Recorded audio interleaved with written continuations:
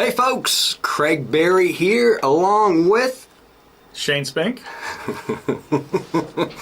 I like to do things a little bit more impromptu.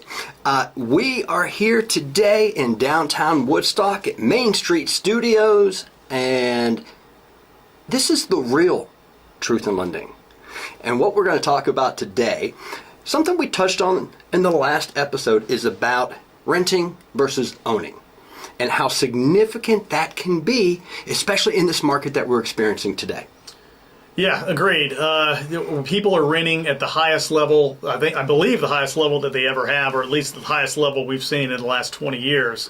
And it's unbelievable the amount of equity that people are leaving on the table by continuing to rent. Some people want to rent. Some people it makes more sense for them to rent. Maybe it's where they're located, or just that's just what they want to do. But there is a huge segment of the population that just doesn't understand the cost of the cost between buying and renting and how it works. And a lot of that has to do with the market and the fact that, I do think that me personally, I've experienced a ton of folks who they want to buy, they venture out into the market, they lose a couple of deals because of submitting offers that aren't accepted, and then they bail. They get discouraged, and so and it's understandably so. Like, it is a very, very stressful process whenever you're trying to buy a home. Nonetheless, when you're getting rejected left and right. But what I wanted to talk about a little bit is the actual rent versus own, and even though it can be frustrating with the home search right now, just exactly how much Americans are spending in rent. So the highest. Craig, how much are Americans spending in rent? I'm so glad you asked. Hawaii, obviously is going to like take the cake with that. But you know what? Let's actually. I want to ask you a couple questions because this will be kind of a fun little game because I had no idea that the numbers were as they are. So just for example, what do you think it is that well, actually, let's start with this. What do you think the average wage earner is in Georgia? Like, what is the hourly wage on average for the entire population? I was surprised. The hourly wage? Yep. I have no idea on that. Just take a guess. $22. That's actually pretty good. It's $19. No. It's $18 an hour is the average wage. And guess what the average wage is in order to qualify for a 2-bedroom apartment in Atlanta? $19.42. Interesting. So you can't, unless the average wage earner then cannot afford, or at least won't qualify for an apartment, like a 2-bedroom apartment in Atlanta. And it just blows me away, and it says so much about what it is that, again, in comparison, and we could go into tax benefits, and we could go into so many, the joys of home ownership and building equity and all these different things. But it just blows me away to think that, and again, let's just even talk about California. The average wage in California actually isn't that far off, and yet you have to make $37 an hour in California to be able to afford a 1-bedroom. Like, some of these stats that I was looking at before we got together today just are amazing to me. 1-bedroom average, $1,600 per month. That's here or in California? That's nationwide. Nationwide. Yeah, that's nationwide. In Atlanta, metropolitan area, which city, you'll probably guess this, which city do you think is going to have the highest rent? Well, Atlanta, unless you're saying a segment of Atlanta. Outside of Atlanta, probably Alpharetta. Bingo. Okay. That's it. Yeah. It's Alpharetta is the highest. And it's amazing to me. So Alpharetta, and it literally, this is what it said, is the most expensive in the metro Atlanta, and a 2-bedroom average, $2,041 per month. Over $2,000 a month for a 2-bedroom in Alpharetta, and that is an increase of 3% from last month. Oh, Not from last year. These numbers are phenomenal. And what I wanted to put together was a couple of interesting scenarios like comparisons. Like, okay, so let's just say instead of, and let me find my notes here on the 13.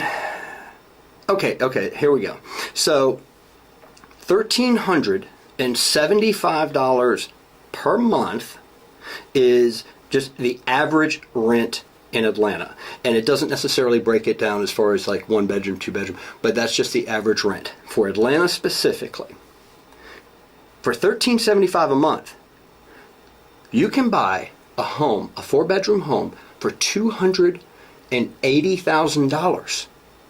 For almost a $300,000 home for this, and that includes taxes and insurance. So your escrows would be included in that. So there's no catch there. And of course, you'd have to have a down payment.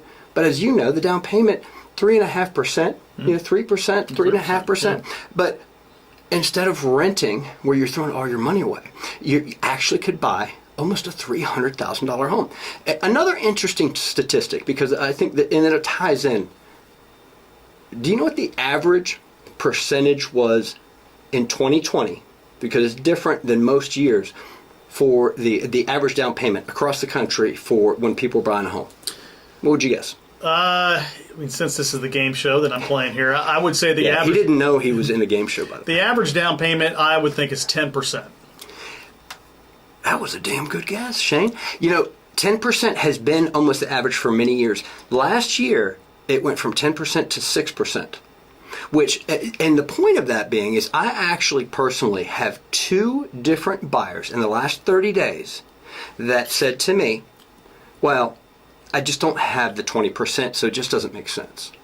And people don't understand. So, okay, so let's just go with the average of 6% on that same roughly $300,000 house. And look at the numbers of what you can afford. And I think that people get so scared off of PMI. And PMI, look, nobody likes to pay insurance, but PMI is not necessarily an evil thing because it allows you to enjoy home ownership, tax benefits, equity. I mean, the appreciation, as we talked about just last week, at 18%. I just don't understand why people are so obsessed with having to have 20% down.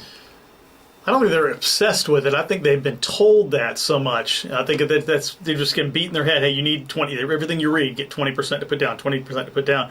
Which that always wasn't the case. If you remember before the crash, right, people were like, "Hey, they were putting nothing down, 0% then." And then I think after the crash is when it kind of started beating everybody over the head again. Hey, you got to come in with a down payment, or you can't get approved unless you got 20%. Right. And for a long time, you couldn't get approved unless you had 5%. I mean, it was always a 5% down option, but there were not those 100% options or even 97% for a good number of years.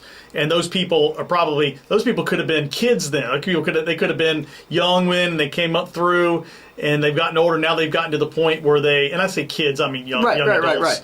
And millennials. And they got millennials, and they got to the point now where they're ready to buy, and they have this thing in your head that's what it has to be and what it should be.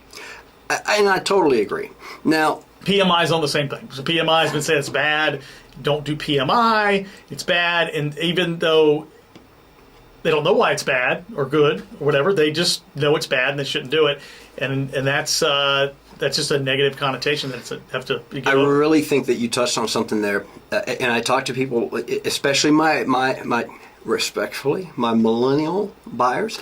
The difference is that what mom and dad or grandpa, grandma, what they said is a lot different because of the time that they grew up in. And so if you can't put 20% down, you shouldn't be buying a home.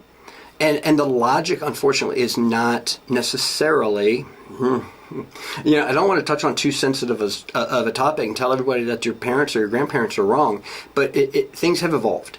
And the differences in what you gain from home ownership versus what you gain or don't gain from renting is just night and day.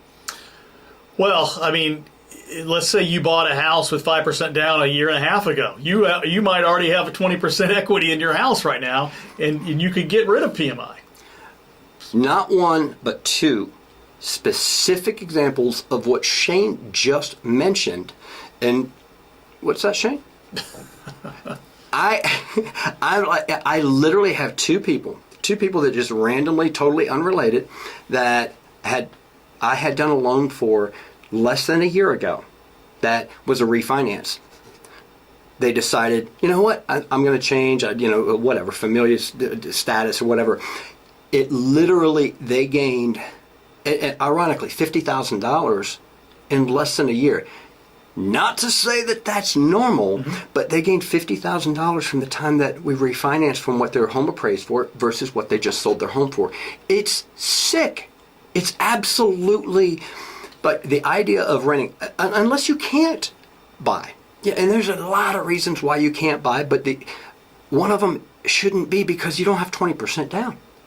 Right. It's just not the reason to not buy and to put things off, because the one thing that is certain is that this market is uncertain. So we don't know what the rates are going to be like. I find a lot of people going out and signing a lease, and these average amounts of, $2,000 a month for a 2-bedroom is just insanity for what you can afford. And they sign a lease and thinking that a year from now I'm going to wait for everything to settle down. Well, what's going to happen when your purchasing power goes down because your rates went up and property values continue to increase?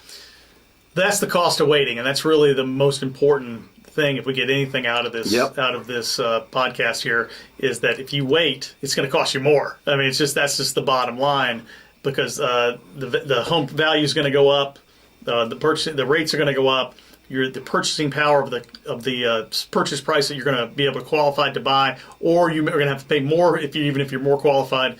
That's really the key issue with waiting. I couldn't agree more. Now, another thing that I noticed that was very interesting is that the amount of the rent increase compared to 2020 to 2021 is incredible. Now, obviously, that has something to do with the inventory or the lack thereof of inventory. But what's happening is these rent prices continue to increase. So it's not like, I think that some people are heading towards rentals because they think it's actually going to be a better deal. And the reality is, as these places, as apartment communities actually fill up, what do? They bump their rent. That's economics. And that leads to affordability issues, and that leads to actually paying a lot more for housing, and you don't own it. So that's like the main things that I actually wanted to cover today, as far as like the difference between owning and renting. Is there anything else that you can think of that might be, I don't know. This is your clear to close moment. Clear to close. I'm clear to close. Well, no, I mean, this has been a great session here. If anybody can get anything out of this, if you don't understand, if you don't think you can get pre-qualified to buy a home, or you don't even know what the numbers are, that a lot of people don't even know what the numbers are going to be, and just exploring on the internet doesn't always tell you the true tale. Maybe you're missing out, and maybe you don't need to sign that other year-long lease again, because then you sign a lease, you're in there for a year, and all of a sudden you're waiting another year to buy, setting yourself up from buying the most important investment of your life that can set you for life later down the road.